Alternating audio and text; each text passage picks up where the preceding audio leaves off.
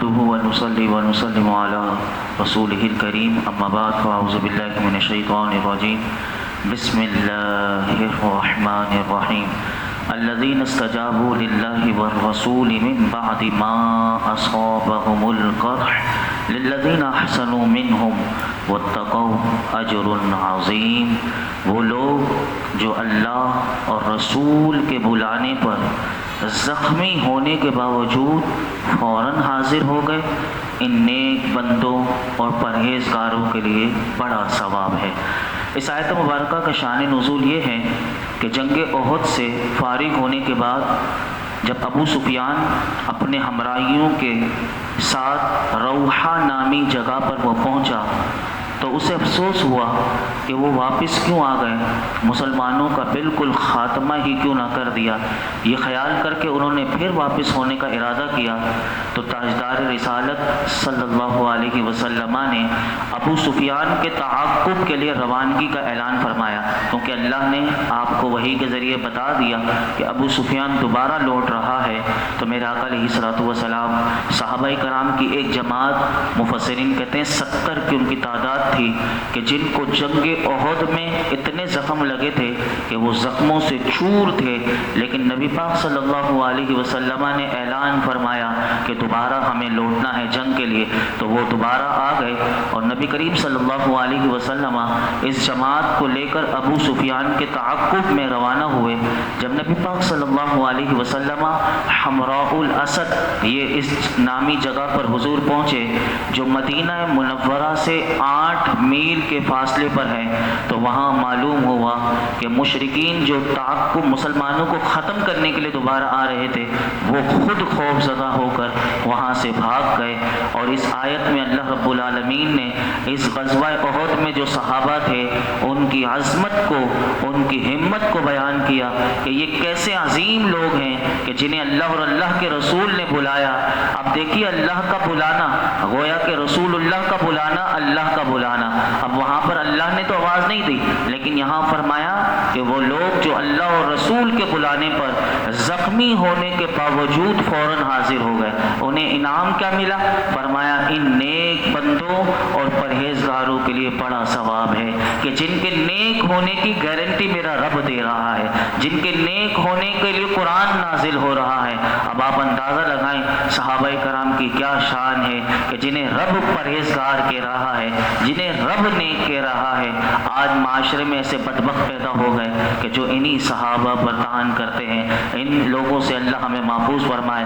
یہ وہ لوگ ہیں کہ جن کے لیے علامہ اقبال نے صحابہ کے بارے میں کہا، یہ غازی یہ تیرے پر اسرار بندے جنہیں بختوں نے بخشا ہے ذوق خدائی، دو نیم ان کی ٹھوکر سے دریا ہو صحرا، سمٹ کر پہاڑ ان کی ہیبت سے رائی بن جائے.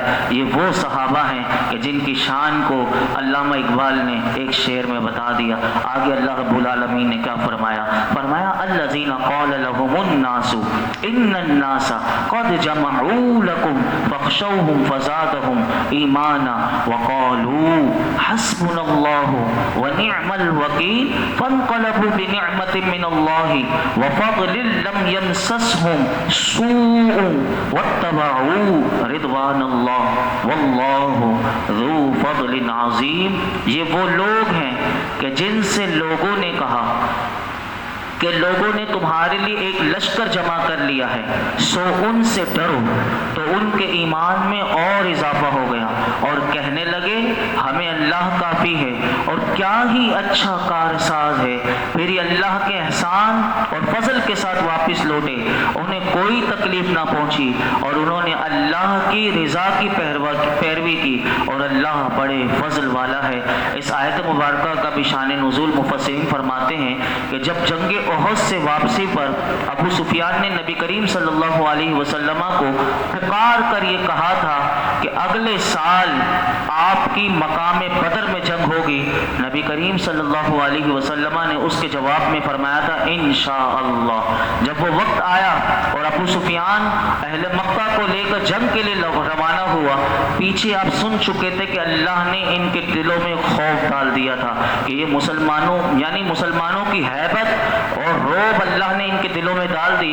تو مفسرین کہتے ہیں یہ جنگ کے لیے تو روانہ ہوا، اس کے دل میں اللہ نے خوف ڈالا، اب اسے ڈر لگنے لگا کہ میں تو لے کر جنگ کے لیے روانہ ہوا ہوں، یہ واپس پلٹنے لگا، اور اس موقع پر اس کی ملاقات مفسرین کہتے ہیں نعیم بن مسعود یہ اس شخص سے ہو گئی، اور یہ عمرہ کرنے کے لیے اس وقت مکے میں آیا ہوا تھا۔ تو ابو سفیان نے اس سے کہا، اے نعیم، اس زمانے میں میری لڑائی مقام بدر میں محمد مصطفیٰ صلی اللہ علیہ وسلم کے ساتھ طے ہو چکی ہے، اور اس وقت مجھے یہ مناسب معلوم ہوتا ہے کہ جنگ میں نہ جاؤں بلکہ واپس چلا جاؤں۔ اب یہ نہیں بتا رہا کہ ہم بزدلی کر رہے ہیں، بلکہ کہتا ہے مجھے مناسب معلوم نہیں ہوتا، لیکن تو نے میرا ایک کام کرنا ہے۔ کیا کام کرنا ہے؟ وہ کہنے لگا کہ تم مدینے جاؤ اور حکمت اور تدبیر کے ساتھ وہاں مسلمانوں کو میدان جنگ میں جانے سے روک دو۔ اب یہاں خود بزدل بنا ہوا ہے، اور نعیم بن مسعود کو کہنے لگا وہاں جا کر صحابہ کو بزدل بنانے کی کوشش کرو، یعنی صحابہ کے کیا کہنے لگا، اگر تو نے یہ کام کر لیا تو میں اس کے عوض میں تجھے 10 اونٹ دوں گا۔ اس زمانے میں ایک اونٹ کی بڑی قیمت ہوا کرتی تھی، جیسے کہ آج کے زمانے میں 10 بڑی گاڑیاں اگر کسی کے پاس مل جائیں تو کتنا ارب پتی کروڑ پتی ہو جائے، تو اس زمانے میں ایک اونٹ کی بھی بڑی قیمت ہوا کرتی تھی۔ اس نے کہا کہ اگر تو نے میرے یہ کام کیا تو میں تجھے 10 اونٹ دوں گا۔ اب یہ مدینہ منورہ پہنچا، اور اس نے پہنچ کر دیکھا کہ مسلمان صحابہ جو ہیں وہ جنگ کی تیاری بڑی زور و شور سے جاری ہے۔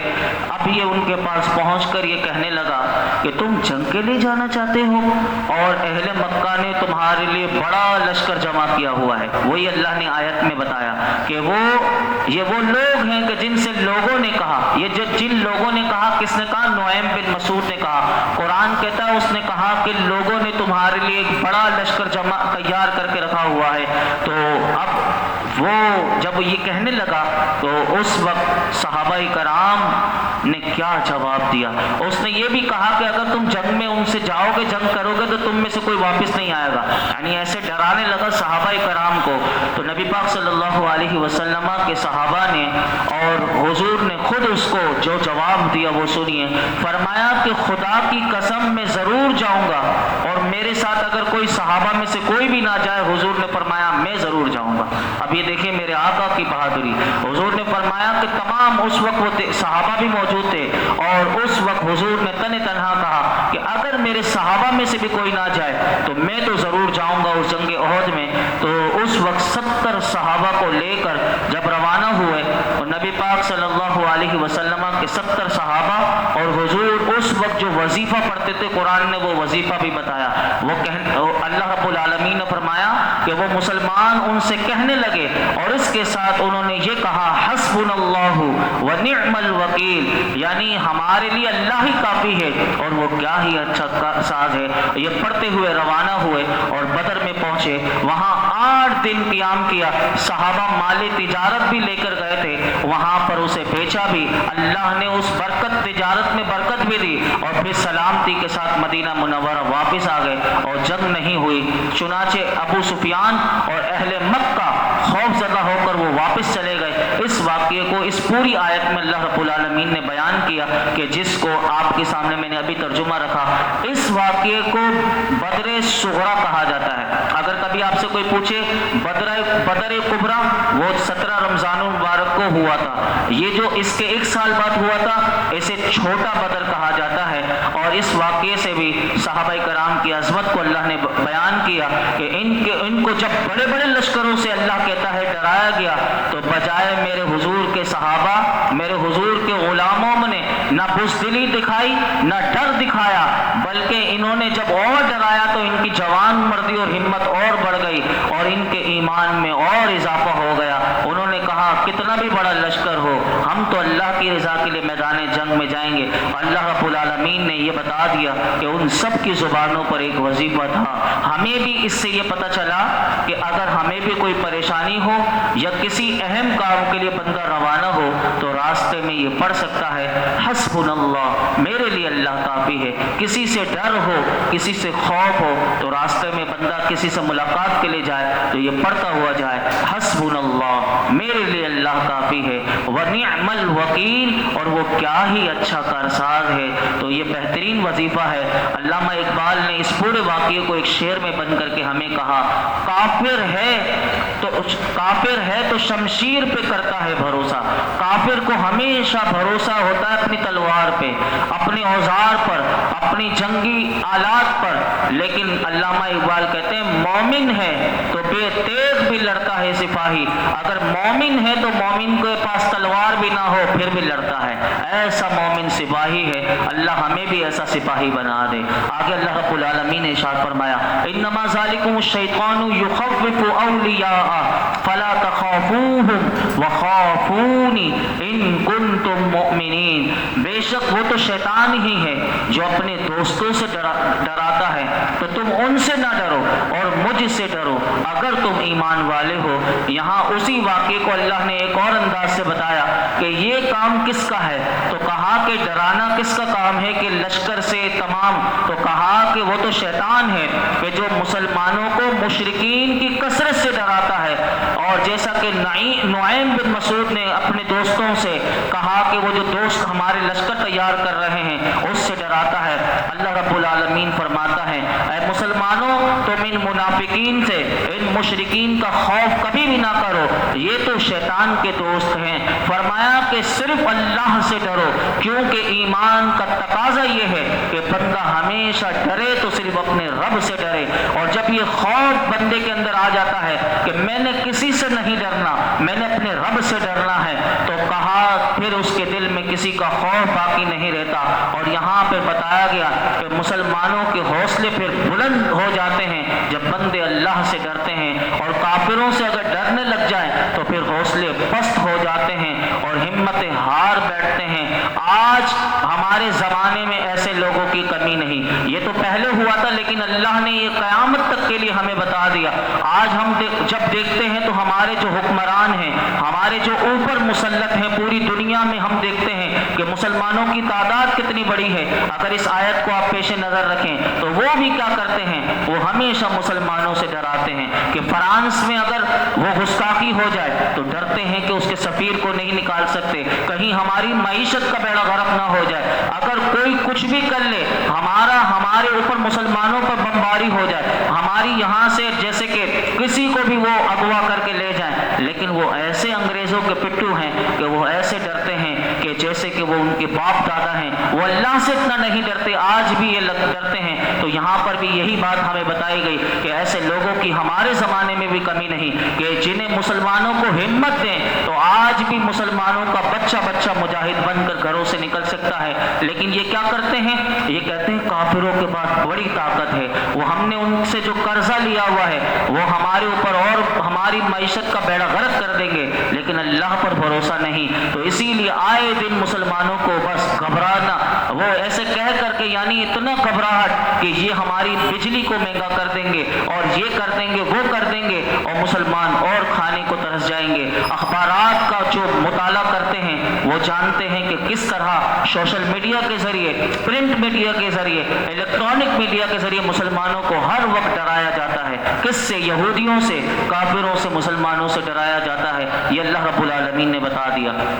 آگے فرمایا وَلَا يَحْزُنْكَ الَّذِينَ يُسَارِعُونَ فِي الْكُفْرِ إِنَّهُمْ لَن يَضُرُّوا اللَّهَ شَيْئًا يُرِيدُ اللَّهُ أَلَّا يَجْعَلَ لَهُمْ حَظًّا فِي الْآخِرَةِ وَلَهُمْ عَذَابٌ عَظِيمٌ إِنَّ الَّذِينَ اشْتَرَوُا الْكُفْرَ بِالْإِيمَانِ لَن يَضُرُّوا اللَّهَ شَيْئًا وَلَهُمْ عَذَابٌ أَلِيمٌ۔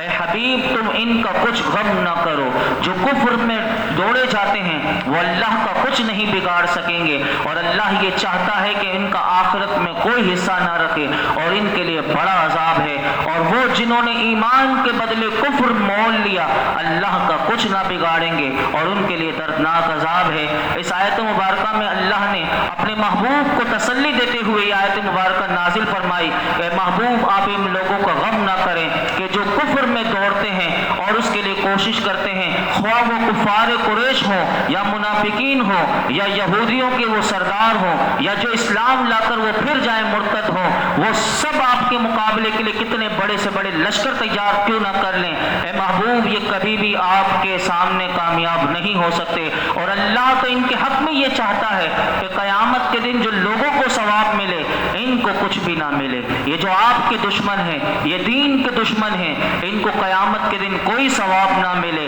اور انہیں ان کی کفر میں اللہ سرکشی میں بھٹکتا رہیں، یہ پھرتے رہیں، بڑھتے رہیں اور انہیں مکمل طور پر آخرت کے ثواب سے محروم کر دیا جائے اور ان کے لیے جہنم کا عذاب بڑا ہے۔ تو اے حبیب، جن کے لیے ناکامی، محرومی اور دردناک عذاب مقرر ہو چکا ہے، ان سے کوئی اندیشہ کرنے کی ضرورت نہیں۔ اور یہاں پر بتا دیا گیا کہ وہ منافقین کہ جو کلمہ ایمان پڑھنے کے بعد یا وہ لوگ جو ایمان پر قادر ہونے کے باوجود کافر ہی رہے، ایمان نہ لائے، یہ اللہ کا کچھ بھی نہیں بگاڑ سکیں گے، بلکہ ان کے کفر کا وبال انہی پر آئے گا اور یہ دنیا بھی ان کی برباد ہوگی اور ان کے لیے دردناک عذاب ہے۔ اللہ رب العالمین ہم سب کو ایمان کامل پر ہم سب کا خاتمہ فرمائے اور ہمیں ایمان کی فکر عطا فرمائے۔ الحمدللہ رب العالمین والصلاة والسلام علی سید الانبیاء والمرسلین وعلی آلہ واصحابہ اجمعین۔ یا اللہ پاک جو کچھ ہم نے سنا، مولا کریم اس میں کوئی غلطی کوتاہی ہو معاف فرما، اپنی بارگاہ میں قبول و مقبول فرما۔ اے رب کریم قرآن حکیم کا نور عطا فرما، ہمیں با عمل بنا دے، ہمارے اندر سے بھی بزدلی مولا کریم کم ہمتی کو دور فرما دے، ہماری سستی دور فرما دے، ہمیں دین اسلام کے لیے مولا کریم چست بنا دے، رب کریم عبادتوں میں چست بنا دے، ہمیں نماز فجر کو بھی مولا کریم با جماعت ادا کرنے کی توفیق عطا فرما۔ مولا کریم ہمیں ایمان کامل نصیب فرما، ہمارے دلوں کو نور عطا فرما، ہمارے ظاہر و باطن میں نور عطا فرما، ہمارے چہروں میں نور عطا فرما، ہماری زبانوں میں تاثیر عطا فرما۔ اور میرے مولا کریم قرآن حکیم جس طرح سیکھنے کا اور سکھانے کا سلیقہ ہے، اے رب کریم وہ سلیقہ، وہ طریقہ ہمیں عطا فرما اور ہمیں با عمل بنا دے۔ اس درس قرآن کا صدقہ یہ جتنے حاضرین موجود ہیں ان کے دلوں میں جو مراد ہو، رب کریم قرآن حکیم کے درس کی برکت سے سب کی جائز مرادوں پر اپنی رحمت کی نظر فرما۔ وصلی اللہ تعالی علی خیر خلق محمد وعلی آلہ وصحابہ اجمعین۔